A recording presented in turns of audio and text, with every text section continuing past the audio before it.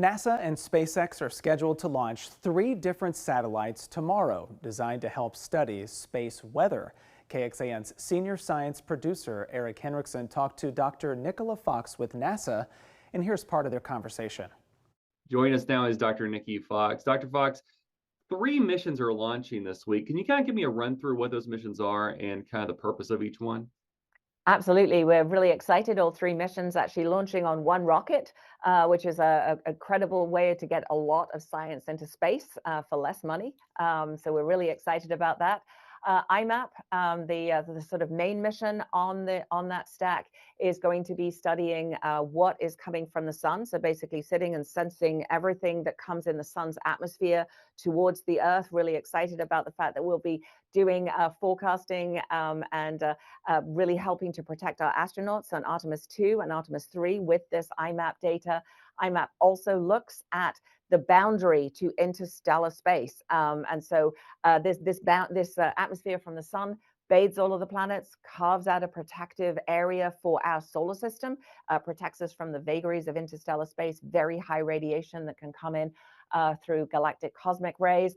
So basically doing, all of those pieces. The Carruthers Geocorona Observatory also launching on the stack will look at kind of the final boundary between the Earth's atmosphere and deep space. We call it the exosphere, and that mission will be looking at kind of how this region of our atmosphere, it's never really been studied before, and how that kind of responds to what is coming from the sun. So IMAP and Carruthers making a really close partnership. And then we're really honored to be launching the NOAA Space Weather Follow-On L1 mission, otherwise known as SWIFO, that will be providing operational space weather data for the nation. There's a 3rd mission on this launch. I don't want to ignore it. So kind of touch on that mission a little bit. What is that mission and why is it important for us on Earth? Yeah, we're very proud to be launching our NOAA Space Weather Follow-On L1 mission. That also going up on the ring. So Carruthers on one side and SWIFO on the other.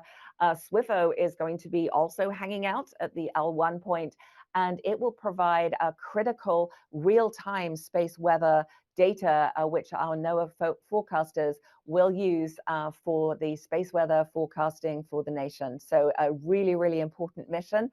So, I kind of think about it as the sort of ultimate like space weather gang out there at the L1 point. IMAP doing precision measurements of everything coming from the sun and then telling us about that very, very far away boundary.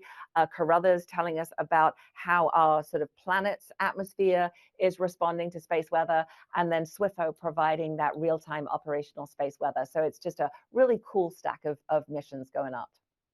Space weather itself, why do people on Earth need to care about it? It's pretty cool, but why do they need to care about it? So we literally rely on technology that can be impacted by space weather. So things like your GPS signals that we all rely on to get from place A to B. We also have farmers that rely on it to do precision agriculture, drilling, mining, all of the things that require really, really precision. They can be impacted by changes in the magnetic field configuration and by electric currents flowing. And so, there's a lot of economic benefit to being able to actually predict.